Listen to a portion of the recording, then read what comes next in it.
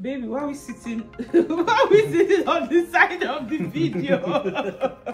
It's because we're trying to show off the Niagara Falls behind us, right? Here, squeeze over. Okay, you see the colors. Look at how beautiful it is. They light up the falls at night. It'll turn blue and red and stuff. Thank you for helping me build a beautiful family because I adore all of you. Aww, so sweet. Yeah. Happy Father's Day, baby. Thank you. Thank you for all that you do for our family. Hey, so we're here today, this weekend in Niagara Falls, because for Father's Day weekend, I decided to gift for a weekend experience. That's why we're here. I know that's not what he asked me, but I just wanted to say that, you know, Paul likes experiences. It's difficult to buy him a gift, but he likes to have it. Like, let's go out for dinner, let's go out for a meal, let's go to somewhere nice to relax, you know. Anyway, so this was we had to do it sometime in the future after Father's Day, but this was it. Okay, so many people come to meet me to ask me about like challenges that we experience as an interracial couple. We're interracial, right? Yes. Yeah. Visibly, right? Visibly, yeah. Yeah. So people come to ask me about like what are the challenges, because maybe some people are trying to figure out if they'll be able to navigate the challenges, and that's why today we're making this video to answer those questions. So stay tuned, listen, and be blessed. That's so funny. Okay, so before we go ahead, if you are just joining us for the first time, don't forget to hit the turn on notification button so that you can get notified when we share more videos like, because we're going to be doing more content, right? That's right. Yeah, excited for that. Okay. Okay, so baby, you take it off for me here. Yeah, so at first I wanted to point out, I was gonna say it's not black and white, but I mean, I guess it is black and white, but what I mean is it's not one-dimensional, right? There's more than just race involved in a relationship, even if it is interracial. Like, we've got, yeah, different skin color, fine, but we also come from different cultures, and then we need to consider like religion or beliefs, education, goals, how you look at the world, right? And some of these things are driven by race or ethnic background, and some are lived experience as well, yeah. And then some are just, you know, compatibility measures that any couple needs to think about, right? Yeah. And so for me, on the culture front, I'll go first. Yeah, right? Of course, baby. On the culture front, Nigerian culture was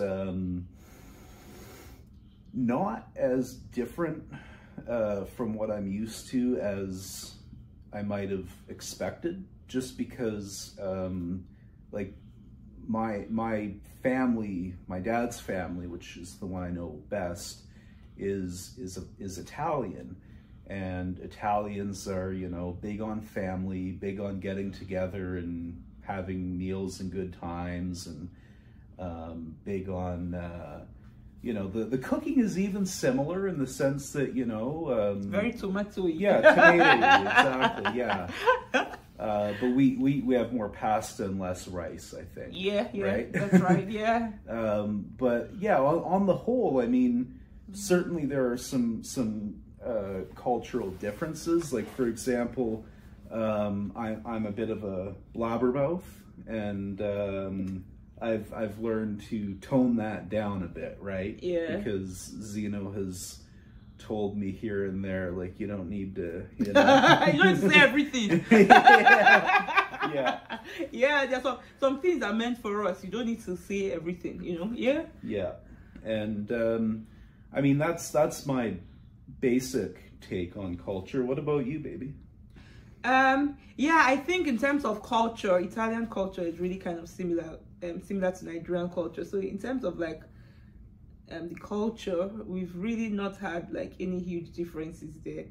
We are quite loud. I think Paul on his own just doesn't like loud noise. I'm a quiet person, but my family, like my Italian family, our dinners are very loud anyway, right? So yeah, so we Nigerians were loud, and sometimes when we have like get together with family or like family dinners or anything, he needs to sometimes take breaks because yeah, it's too loud for him. He can't.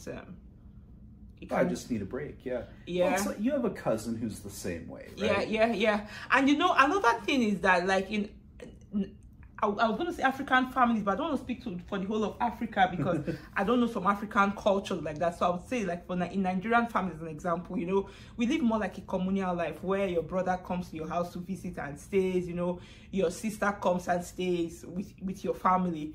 But so many people think that when you are with a different race, especially somebody who is white, they may not like accept, like they wouldn't want anybody in your space or in your house. Like in our case, that's been different. Yeah, it's not been a problem. And I mean, again, like for me, like I'm white and I'm from Canada, but I also have a strong streak of Italian culture. Yeah. And in Italian culture, again, like, you know, you have a lot of family getting together, and sometimes, you know, you'll have like my grandma's house when she was alive. It was a big meeting place, and she had a whole second floor of bedrooms that would be filled up with family for, you know, a few nights or a couple weeks or whatever. So you know, our house isn't as big as my grandma's house was, but I'm happy to have people in our guest room, and we've even compressed ourselves into 2 bedrooms so we could have another family over, right, baby? Yeah. We've done that before, yeah. Another question that I asked, especially for people that are just getting into a relationship with somebody from another race or another culture, especially when you live abroad. I would like to say like North American culture, Europe as an example. Somebody asked me the other day that when you guys started dating and when you go out on dates, who pays? Do you split the bill? Does one person pay, or what? How do you do that? Okay, so I'd like to answer that question from my perspective. Okay, yeah, by all means. Okay, so when Paul and I met, I was a student. I recently completed my PhD, right? But Dr. Zeno. Yeah, you can say that. Dr. Baby. Dr. Baby. Okay, yeah. So at that time I was a student, and I was also a single mother. And even if I wasn't broke or anything, like I had a nice car. Yeah, I had a nice car. So I had a nice house, you know. But Paul would be like, you know, you're a student, right? I'll pick the bill, I'll pay. So everywhere I went to, he paid. He works in tech, right? So he can afford it anyways. But yeah, so everywhere I went to, he paid. So paying the bill and money has really never been like a problem for us. I received princess treatment, you know. And of course, I take it. But again, one thing that I would say is that at the end of the day, what matters is what 2 people agree, right? What works for the couple. Yeah, what works for the couple. So don't go in there expecting that, you know, this person is going to pay the bill 100%. If you guys have that conversation and you are okay with it, yeah, you pay. And sometimes I also pay for things too, right? I don't just say that. Sometimes I'll be like, yeah, you know, I want to give you a treat. When we get to the restaurant, don't pay. Allow me to pay. You know, yeah, so I do that sometimes as well. But and one problem that comes from my Italian side is I have difficulty accepting hospitality. Yeah, Italians it's difficult are for him. dysfunctional. So I tell him, Paul, just accept it. You know, it's out of love. Accept it. I'll never forget. It's just like a side note, but I remember that there was a disagreement at my grandma's house between my great uncle and my grandma about money. And my grandma was trying to give him money and he wouldn't take it. And as they were leaving, they said nice goodbyes, whatever. And then she threw a $50 bill at him. Like, you have to take this money. Yeah. So another place where we've really had differences is like our vocabulary. as a Nigerian, we're colonized by the British. I speak British English. Yeah, but it's funny. Canadians were British descended, right? Yeah. And yet somehow our vocabulary is different. Yeah, yours is closer to British. Than, yeah. So sometimes I'm telling this man something like, "Help me get this," and he's looking at me, and I'm looking at him too. I'm like, "Excuse me, I'm not speaking Greek. I just spoke English." What exactly is sellotape? Yeah, and like there was a day I was like, "Paul, can you please grab me the sellotape?" He was looking at me like confused. I'm thinking, sellotape is not pidgin English. I'm speaking English. Please, don't you know what sellotape is? I was getting frustrated. Sellotape. He's like, "What is sellotape?" So I have to Google it and show him the picture. Like, "Oh, Scotch tape." I'm like, "Wow, is that what you call it?" So we had some differences like that, and we've learned to like be patient with each other to know that, okay, our problem here is the communication. I remember like pants versus trousers. Yeah. Yeah, you people say pants, we say trousers. Yeah. Toilet versus washroom, you know? So there are so many of just them. little things, yeah. Yeah. And I think that you're right. The key word is patience, right? Yeah. And like another example of patient, like you were patient like Mother Teresa with me early on. I kept asking you to repeat things because I have an accent. Your accent is not what I'm used to. And I speak fast. And you speak fast. Yeah. And Zeno was very good about it, right? Like I tried not to be annoying, but I also want to make sure I know what she's saying, right? And again, we were just able to, like for us, we were able to be patient and do it together. And if you're with someone and you're not able to do that, then maybe it's not the right fit. Yeah, right? Yeah. And another place where we've differed a bit is in like lived experiences. Coming from Nigeria to Canada, hustling my way to get my PR, get to the point of citizenship, you know, living in Nigeria, rather is the word developing. Yeah, so Nigeria is a developing country.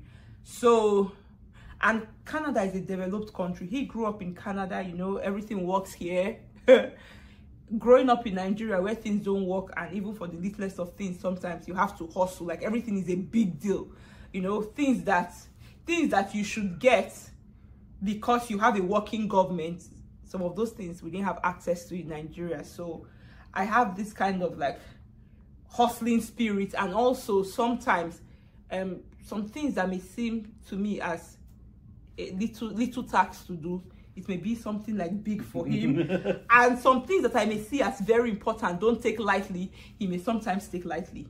Yeah. So these are some places where, you know, our lived experience come to play. Sometimes I'll be like, yeah, I can see the privilege here, you know, because you've had privilege to all of these things, and you think that, yeah, it's easy. Yeah. And I mean, it was interesting for me because when I was out looking for my partner, something that was important to me was that I meet somebody with some ambition, some goals, I guess some hustle, right? And I found that in Zeno, and it took me a little while to realize that she actually has more hustle than I do, and I'm okay with that, right? But yeah, it's just it's the difference in lived experience, right? Like I mean, it's a stupid example maybe, but like I don't think anything of drinking water out of the tap. Right? Yeah. You only drink out of bottles. Yeah. Water we drink here in Canada is recycled water. The water is treated, but just thinking about it. It's not like we have water intakes hooked up to our sewers, right? Like, if you're near a lake, you'll have a water intake on the lake, for example. But, you know, it's not like it's not like a spaceship. We're not drinking straight filtered pee. But, yeah, or another example too is like I grew up in a small town in northern Ontario, which is a province in Canada. It's called Wawa. Wawa, yeah. About 3,000 people there. Before the mine closed in the mid-90s, there was about 6,000. And for most of my life growing up, I mean, the default thing was our doors were unlocked, except overnight or if nobody was home. And when I went to Toronto for university, that's, you know, 2.5 million people downtown. It's a big city. And I had to learn to lock my door regularly. And I think it really hit me when we had a homeless guy steal my friend's laundry out of the dryer one day. Yeah. And whereas with Zeno, like, she's very security conscious, right? By default. And I remember walking through a hotel once, and you were like, that door is not secure. That you know, ground level, not safe. Yeah. I don't live on the ground floor. No, I never. It's because of my lived experience. And again, another thing that you notice, you know, when you open your door in your car door, the light comes on. You know, For me, I don't do that. It's a security measure because I don't want anybody to know I'm coming out of my car. So I turn it off such that when I open my door, my car light doesn't come on. And I think it was quite frustrating for you at the beginning. Yeah, because you can't see. Yeah, you can. It's for safety. Everybody doesn't need to know that you're coming out of your car. It's for safety. So again, all of these things, this, like me being so safety conscious, is as a result of my lived experience living in Nigeria, where there's like high crime rates, you know. You just have to make sure that you keep yourself safe. I've met with armed robbers a number of times, maybe like 3 times face to face, and man, I don't want to think about the experience.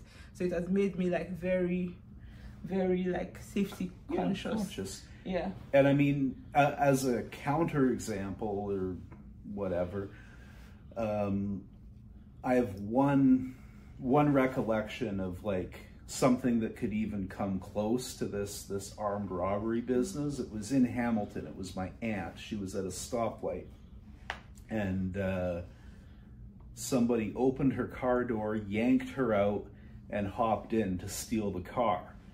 And he didn't get very far because when he yanked her out, the shifter got knocked into neutral, and there was a cop behind them.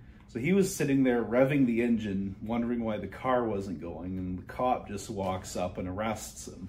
It was funny because, you know, nothing bad came of it. But that's like the most intense crime I've ever has ever happened close to me until knowing Zeno, right? Like, I got my car broken into in downtown Toronto once, and that's because I was stupid and I left a backpack visible in the window because I was only gone for 30 seconds to a minute. Turns out that's fast enough for someone to smash your window and take something, right?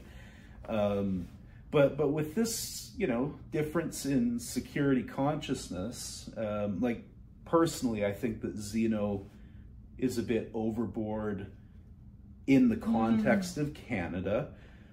But the trick is, like, we talk to each other, we try to understand where each other is coming from, and, like, you know, between the two of us, you know, should I try to push Zeno to loosen up because, hey, it's safe, and then all of a sudden we get robbed or something? Or is it better to, you know, make sure that she's comfortable, right? So I err on the side of that because I care about and respect Zeno, right? And so it's just something that we've, again, worked out through communication, right? And I think, again, if you're in a relationship where you can't do that, then probably the fit's not there, and you need to, you know, try a new relationship, right? Yeah. And another thing too is, I think that another difference we've had is sometimes we may be saying the same thing, but we're saying it in different ways that we don't agree, and it gets to a point where it seems like we're having a disagreement, and I think sometimes we have to go back, revisit the conversation, and then we realize that, oh, we're actually saying the same thing, but we're saying it different ways. Different ways, and we're disagreeing. Yeah, and I don't like, at this point, I don't even think that's a race difference. I just think it's a communication difference, right? Yeah.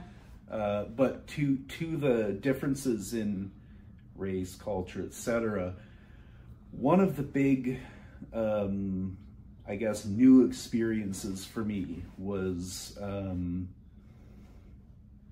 experiencing through, you know, my family, racism.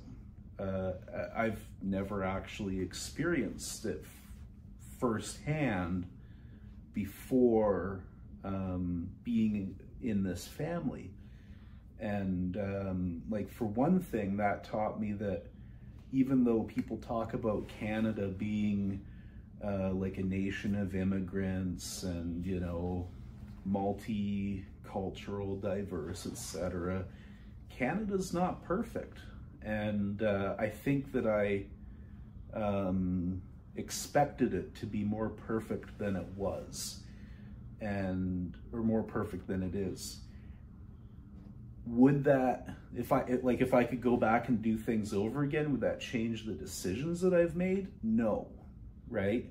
No, I wouldn't change the family that I've built and the relationship that I have, because this is what I love and this is what I want.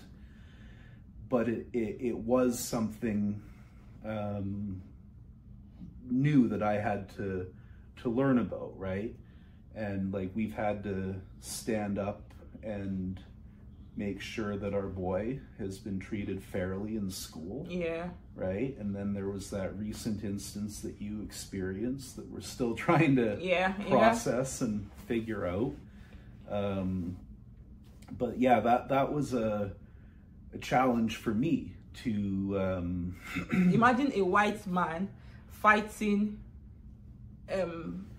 for his son at the son's school, saying, yeah, you have to stop this racism. This is what happened with Paul. And so it's like, yeah, this is racist. This is racist behavior. It's unacceptable. And it's I feel a bit uncomfortable being white and being like, this is racism, but it is, right? Yeah. It's just not at me. It's at the people that I'm caring about and that are my family, right? Yeah, you have to call it what it is. Call the name. Say it. Yeah, exactly. Yeah. Then another thing, this is a big one. So I'm sure you've heard us talk. You can already hear the pitch of my voice. I'm loud. And Paul is calm. His tone is lower. So sometimes when we are having especially difficult conversations, it tells me you are yelling. I'm like, I'm not yelling. I'm not yelling. I'm not yelling. That's how my voice is. That's how my voice is. Like, no, you're yelling. You're yelling. When somebody says you're yelling, it depends on is how the person receiving it perceives it. It's not what you are doing. And there have even been cases where Zeno thought I was yelling, and I didn't think I was yelling. I was just being emphatic. And that's what it is, right? Like, if she feels like I'm yelling, then I need to tone it down, even if I didn't think I was yelling, right? Yeah, and I think that's an agreement that we have come to as a couple, to say, okay, what matters is how the person receiving it feels about it, right? Mm-hmm. So if I think I am not yelling, but he feels like I am yelling, we have agreed that between ourselves that, okay, yeah, you know, tone it down. And the same thing applies if he thinks he's not yelling, but I think that he's yelling, then I would let him know and he will tone it down. So that's something that we communicated between us and we have agreed. And the key thing is that all these things go both ways. It doesn't matter that she's a woman, I'm a man, she's black, I'm white. None of that is what drives our decision making. I'm your man, you must submit. No, we don't do it here. you must do what I say because I'm your man. We don't do it here. What we've agreed to have in our relationship, and what I was looking for originally, was true partnership. 50-50. We stand together, right? And that's what we've got. But the reason we have it is because we've communicated, right? Especially early on in our relationship, a lot of time together was just spent communicating and talking and sharing our expectations and our desires and our our red lines, like what we don't want. Yeah. Like for example, I thought it was kind of funny when Zeno said to me, "I'm looking for a monogamous relationship." I said, "Well, duh." Is that not what relationships are meant to be? I'm like, no, these days there's a lot out there. Like, you hear a lot of different names, so you have to define exactly what you are looking for. Yeah. Communicate it. Yeah, and subsequently, I mean, well, obviously there's, you know, stories all over the place of infidelity, and that's one thing. And then also, you know, there are people in my life who turned out to have had these open relationships or polyamorous relationships. Yeah, you know, infidelity only comes into infidelity is only a thing when the couple has agreed to be monogamous, right? Yeah, exactly. So yeah, so if being monogamous wasn't defined from the beginning, then people can be in open relationships, do polyamory, whatever they want to do for them. But that wasn't for me. So I had to define it from the beginning to make sure that whoever is coming understands what my expectations are, because I don't want any funny surprises, you know. Yeah. And so again, I mean, it's always coming back to communication, right? Like this, I mean, I don't think there is secret sauce to any relationship, whether it's single race or multi-race. But if you had to say, you know, what's the one weird trick to finding the right relationship and making it work, it's communication. Yeah. Right? But that's not a trick. It's a process, and it's something that you have to commit to, because it's not always easy, and it's ongoing, right? Yeah. I mean, some of the best couples that I've known who have been long-term successful, they have gray hair and they're still together, like decades and decades of communication. And it's not always easy, but if you're serious about it, it works. Yeah, especially those difficult conversations. Some conversations are so difficult that you just want to sweep it under the carpet, but don't. Yeah. So yeah, I think that we've covered most of everything. So if you have any questions, anything you want us to answer, you can put it in the comments. I will be happy to answer your questions. Okay. Do you have anything to add? Because I want to add something. Yeah, no, I think I just want to summarize. Like, I mean, early on, I think the key thing is to communicate, to make sure that you're pursuing the right relationship, like you have the fit, so to speak. And if you don't have the fit, it's nothing personal, it's nothing offensive. It's just like, hey, we tried, we're looking for different things, so let's part ways, right? Yeah. And if the fit is good and you want to keep at it, then you still have to keep communicating. Yeah, you have to commit to communication. Yeah. Okay, yeah, I would like to say something here, that we are not relationship experts. No. We are not relationship coaches. No. We are only sharing what has worked for us from our experience. Yeah, that is all that we have shared. As one interracial couple. Yes. Yeah. So you know, what has worked for us may not necessarily work for you because you're different, but we're just sharing our experience, because people have asked me, people have seen this fine man with me and see my man. Oh, we should put in a plug. We don't have sponsorships or deals or affiliate links or anything at the moment, but we met on EHarmony. Yes. And at least in Canada, I don't know what dating sites are out there in other countries, other parts of the world, but EHarmony was excellent because they have a very long questionnaire. I took it seriously. Zeno took hers seriously. And I had some funny matches that didn't work. And Zeno was also one of my matches, and that did work. Yeah. And you're such a lucky man. Yes, I am. Like, you know, Tinder, I was on Tinder, it didn't work. Bumble, I was on Bumble, it didn't work, right? Swipe left, swipe, no, it's too one-dimensional, right? EHarmony, it considers more stuff, and it was able to you know, provide a good list of possible matches, and then you still have to do the work to figure out which are actual matches. But that's just a, you know, a side note, I guess. Is our meeting was EHarmony. Yeah.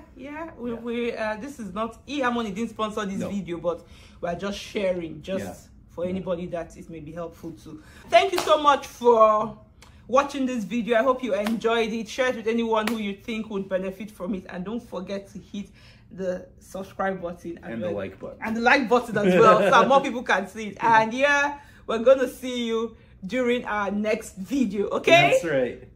Bye.